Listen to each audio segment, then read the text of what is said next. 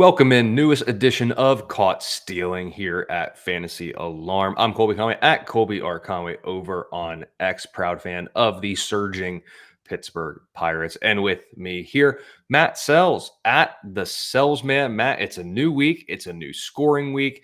We actually got a little bit of potential prospect news of a particular outfielder in Seattle that could be worth calling up. Maybe we'll talk about that particular player in a little bit. But before we do our obligatory injury talk, because it feels like unfortunately contractually obliged to talk about a key injury every single stinking episode. At least this week we'll keep it a little bit lighter on the injury news there. But first off, I have to ask, how are you?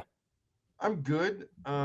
Speaking of injury news, I would have preferred if the Marlins had jumped the gun and put Jake Berger on the IL, like, I don't know, maybe last night or like early this morning. So I had that news before my lineup's locked for the week. Um, would have been nice to be able to swap a guy in. I don't know. We'll see. Um, but yeah, overall doing pretty well. We got some. I'm gonna be dodging some weather here later, so hopefully when we talk midweek, no serious damage has happened, but we'll see. Only one can hope at this point, to be honest. That's about all we can do. Excuse me, But head hang o- on. My yeah, my cat is she's very as needing long as attention. long as the cat's not the next one on the injury report, we can't have that. If she keeps this up, I don't know. We'll see.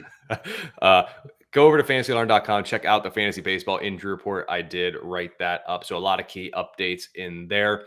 Talking obviously Jake Berger heading to the IL. Carlos Correa was placed on the injured list. Just pick any pitcher's name out of a hat, and they're probably on the injured list. I don't know. Bobby Miller is a guy who went on the IL, but Matt, let me ask you here. Justin Verlander should be returning later this week for Houston, but here is my question. There's only four teams with a starting rotation of a worse ERA than Houston, with Houston coming in at 5.31, one of just six teams to have an ERA in their starting rotation above five. Can Verlander fix whatever the heck is going on with pitching, particularly starting pitching in Houston? I mean, it can't hurt to get a multi-time Cy Young Award winner back, right?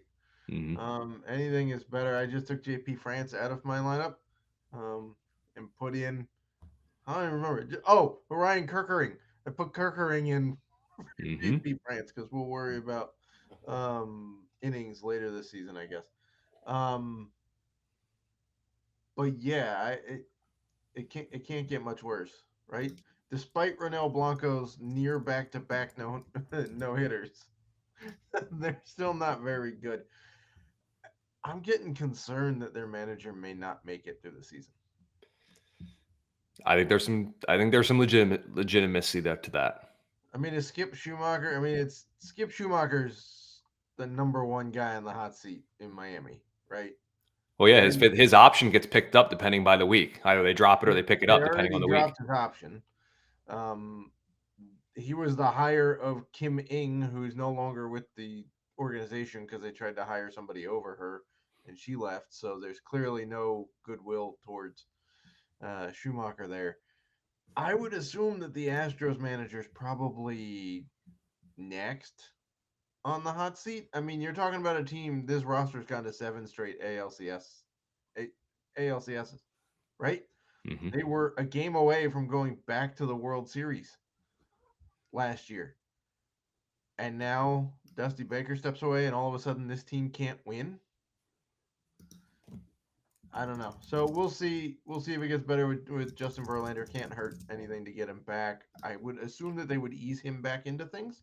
Like I don't think you're going to see him go out there and pitch 7 innings in like four straight starts to start things off.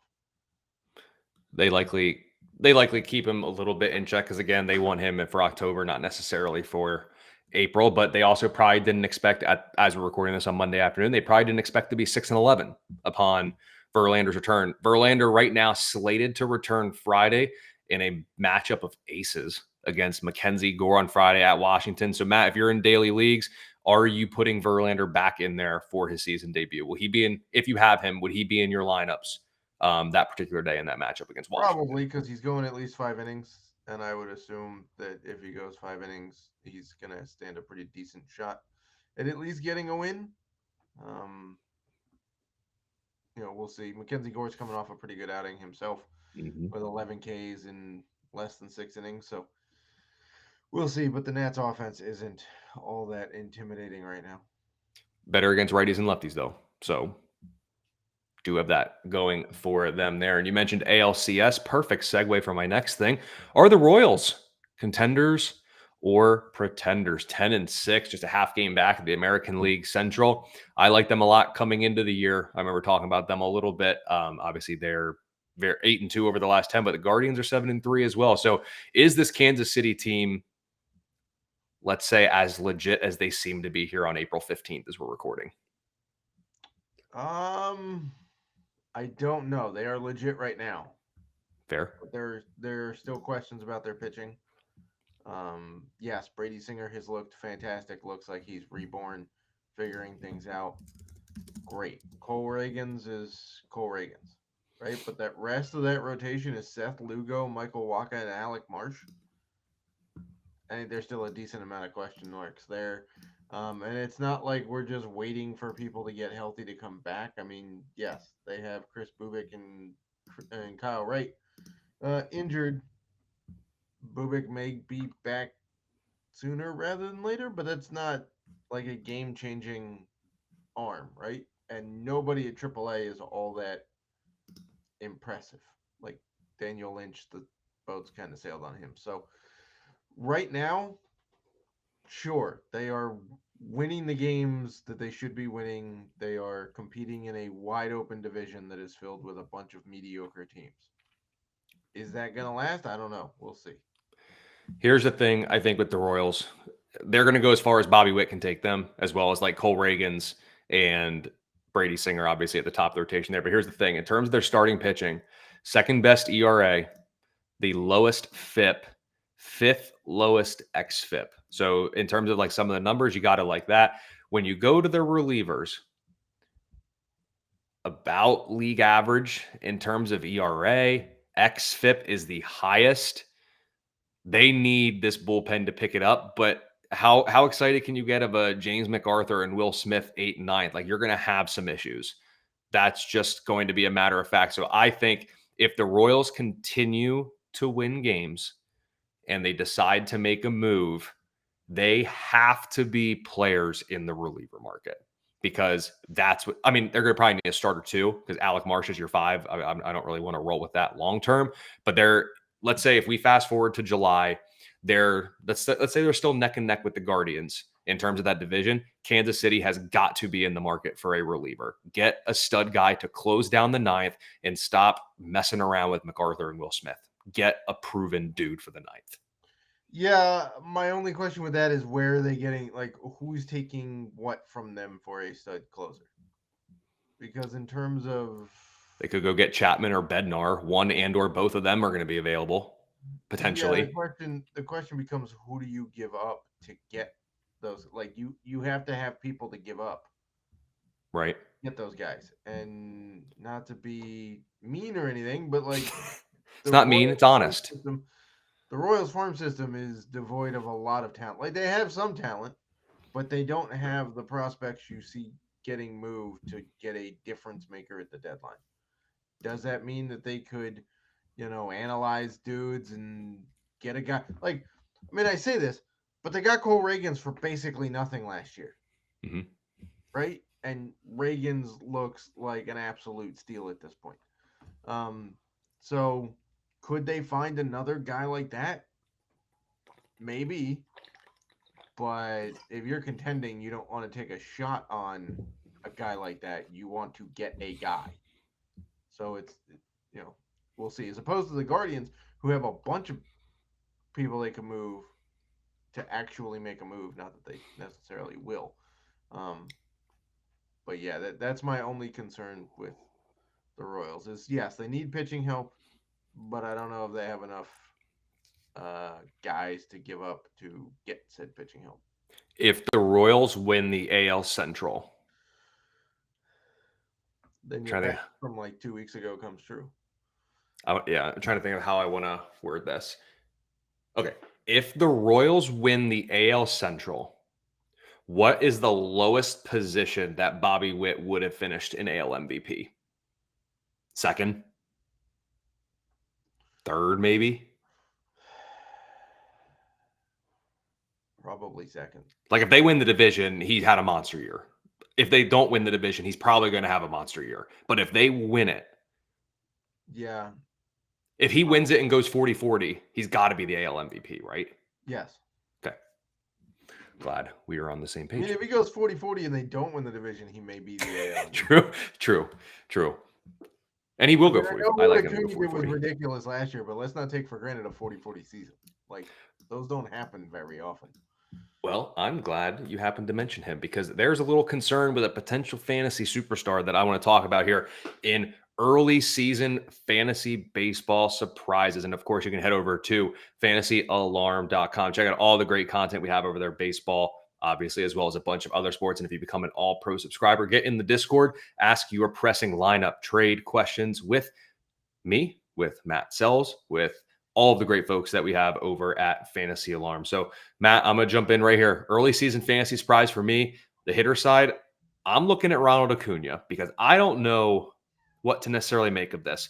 Here's what I started looking at.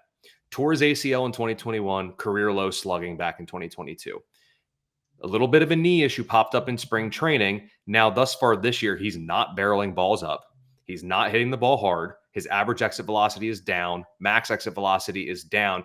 He's at a 327 slug thus far in 2024. So what would you think? Oh, there must be a little bit of a knee issue still lingering from spring training. But he's still running rampant on the base path. So I don't honestly know what to make of Acuna. There was going to be regression from last year. He was not going to strike out 11% of the time again. There was going to be a little bit of regression to the mean there. So him being in the low 20s in terms of strikeout rate, I'm not really worried about it. I'm very surprised and I'm starting to grow more concerned. I'm not dropping him. I'm not trading him. I'm holding him because everything else he's doing is still fine. And if he's not going to hit for power and still put these numbers, I mean, you take what you can get. I'm a little concerned and very surprised of where's the power with Acuna. You can't have a 327 slug. That's just not a thing. And just where's the hard contact gone? Where have the barrels gone? What has happened? Is the knee bothering him? Can't be enough to stop him from running. So is it happening in the box? I don't know what to make of Acuna right now, but the numbers are telling quite the story.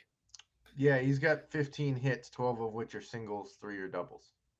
That's not great. An 055 ISO from Ronald Acuna Jr. is not great. He also only, by the way, has 5 RBI, which I know he's the leadoff guy, so you expect a little bit less in the RBI department, but it's the Braves lineup, man. There's not a spot in that lineup that can't hit. For God's sakes, Marcell Ozuna hits 7th sometimes in that lineup, and that guy had almost 40 homers last year. One thing I will say is looking at the pitch mix, if we look at this, he's facing more changeups so far than he did last year. He's also facing more fastballs and less sliders.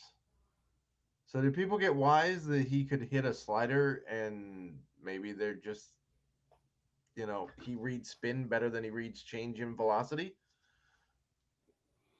I don't know, but it seems like the league has adjusted on him right now, and he's kind of got to adjust back, which sounds like an odd thing to say out of a dude who just had a 40-70 season with nearly 150 runs scored and 106 RBI.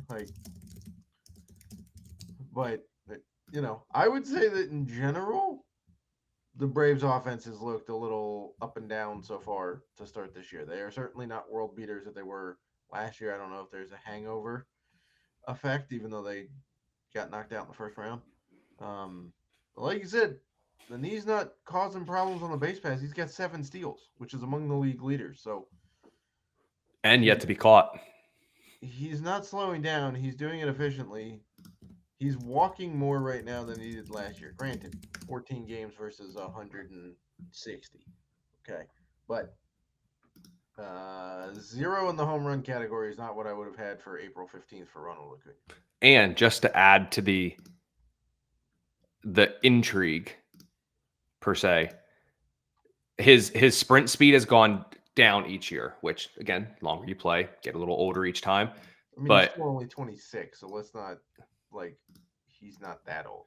Right. And I mean, last year he was 67th percentile. I believe it goes off feet per second, 28 feet per second. And this year, right now, it's at 27.7. So it's not enough to slow him on the base paths or running considerably. The curious case of Ronald Acuna Jr. in the beginning part of 2024. That's my early season fantasy surprise. Who is yours on the offensive side of the ball? I'm going to a guy who was in the 2020 club last year and was the absolute darling of draft season.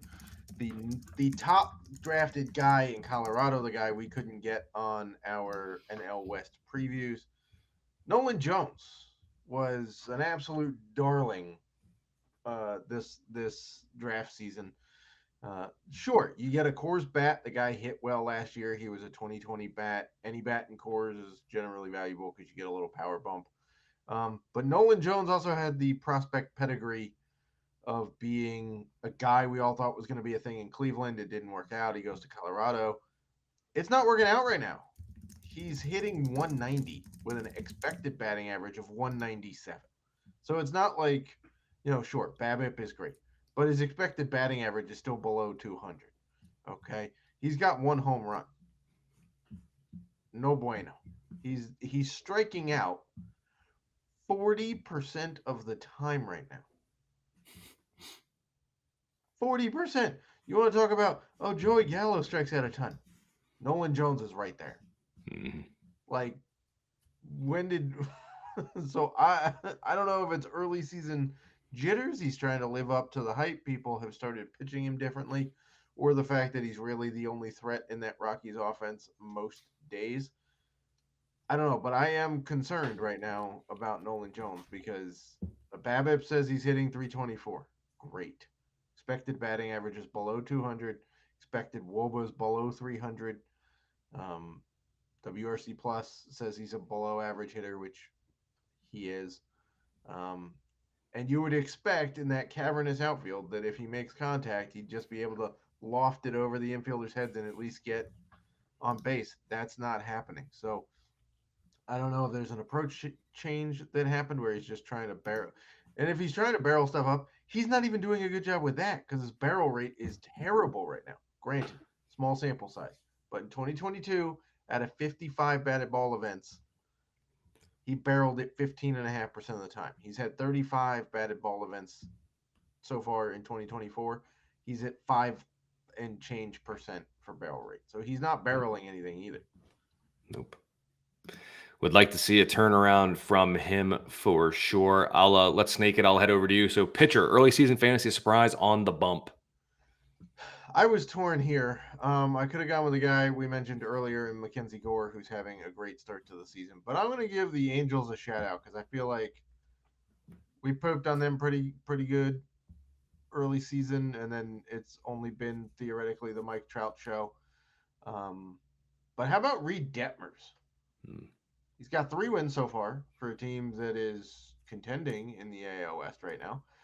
His ERA is 104. As in 1.04. His expected ERA is still pretty healthy at 2.55, so we'll take it. 13.5 K per 9 leads MLB right now. And he's doing it with a 42% ground ball rate, which seems pretty sustainable. And if he's keeping the ball on the ground, the defense for the Angels is pretty decent. And it certainly means that guys are going to have to string together hits. He's not going to give up the long ball that has plagued him.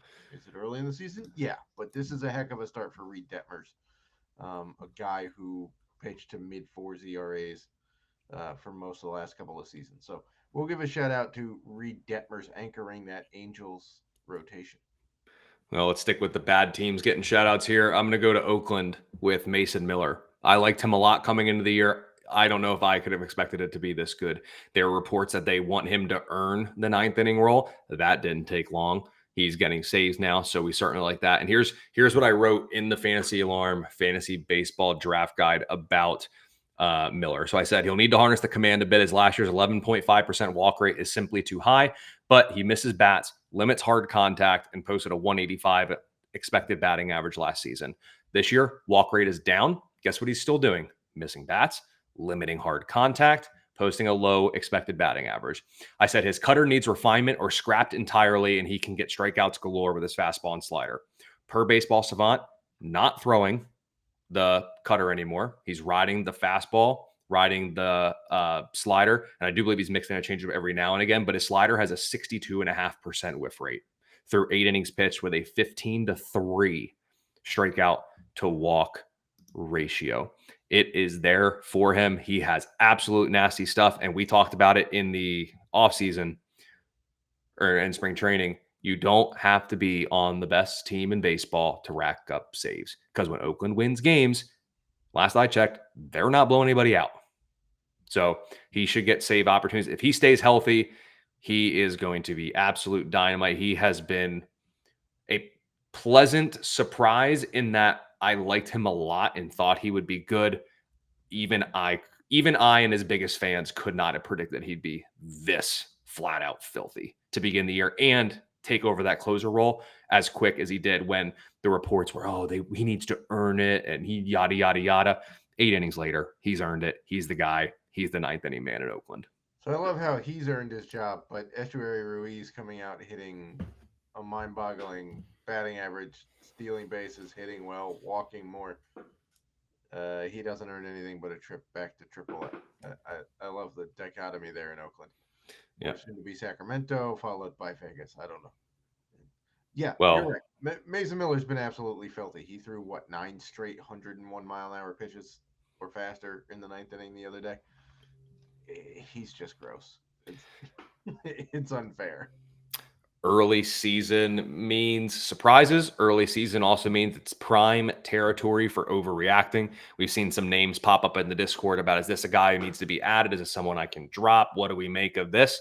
So let's answer them. So Matt, should we overreact to Kevin Gausman? He's a notorious slow starter, so he does have that if you're an optimist, but pitch velo down considerably compared to past years. The results obviously are not very great either, as he's opened the year through 3 starts with an ERA north of 11 and a whip that's approaching 2. Is this a case of he's just a slow starter? Do you think there's maybe something, or some of the shoulder fatigue issues that popped up in spring training maybe popping up again? What do you make of Kevin Gausman's start to the season, and should we be overreacting to it? He is that slow starter. This is slower than we would like to see, for sure. I am starting to get a little concerned that his shoulder is not fully healthy. I don't want to ring any alarm bells because they're still running him out there every 5th day. But we're going to need another, I don't know. If he doesn't turn it around, probably 2 more starts, then I'm starting to get concerned. I'll basically give him the month of April, because he did have kind of a funky spring with the shoulder concerns. He didn't get as much buildup as he likes. And he does usually start slow. Like everybody talked about his velo last year in April, because it was down a couple of ticks and things weren't moving quite as well. And then by the end of the season, the guy's a candidate for the AL Cy Young. So, we'll give a guy who's been a perpetual Cy Young candidate for the last, I don't know, 3-4 seasons a little bit of time to work some stuff out. Yep. I'm not overly concerned. I would say my concern is growing a little bit. I'm at the point where I don't think I'm even willing to necessarily buy low on him right now. It would be interesting to try to make that move. The longer his velo stays down, the more the shoulder fatigue that I get worried about, and I'm unsure if I'd be willing to buy low. As long as he's healthy, maybe it's worth it, but there's a lot going wrong for him. For a guy who rides his splitter, his ground ball rate is atrocious right now. Can't get any ground balls. I mean, let's go back to last year. 42.9% ground ball rate per Baseball Savant. Right now, this year, we're at 29.4%. And let me remind you, his splitter, he throws that over 40% of the time. Splitters are meant to get ground balls. I will say that the thing that has crushed him has been home runs. Yes. Okay. If you look at, the ERA, not great at 11.57, right? Nowhere close to what you would call serviceable in any form or fashion. Walkout or strikeouts per 9, 9.64. solid. Not where we normally expect, but more than a K per inning. Walk rate 1.93 per nine. That's perfectly fine, in line with better than his career totals, to be honest. Home runs per nine 2.89. That is, I mean, I'm pretty sure you could add the last 3 years up and you'd have a number smaller than 2.89. Yeah. Okay. But it gets very interesting when you look at like expected FIP is 4.27. When you look at Sierra, it's 3.99. So the skills are there. He simply has to, if he can get more ground balls, you're going to see that ERA come way down very quickly. Would you be buying low on Kevin Gausman, or are you kind of I where would. I am? You're just I would. okay. Fair enough. I think we give him the benefit of the doubt. I mean, guys coming off of, you know, 3 straight 175 inning or better seasons. Mm-hmm. So, yeah, I'm giving him the benefit of the doubt. Fair enough. Let's go to another notorious slow starter in Julio Rodriguez. Yet again, another slow start to his 2024 campaign. But if we look back in 2022, March, April was his worst month statistically in terms of a batting average and power perspective. And guess what? We head to 2023. Guess which actually was only his actually it was his third worst. But overall, back even last year, first half of the year hit 249, second half of the year hit 308. If we go back to 2022, first half 275, second half 303. What has Rodriguez done here to begin the 2024 campaign? Well, 186 average, 21 strikeouts in 16 games. Is there any reason to worry about J-Rod, or is this a slow start? Unlike Gausman, I'm 100% buying Julio Rodriguez if someone has him and is willing to dump him after 16 games. Yeah, no concern. Literally no concern. The entire Mariners offense has been striking out a ton. Again, they did it last year. Numbers were still there, right? Like, does it matter what he does in April if he winds up putting the numbers up you expected by the end of the season? No, not really. I'm perfectly fine with J-Rod. Is this a slower start than I wanted? Absolutely.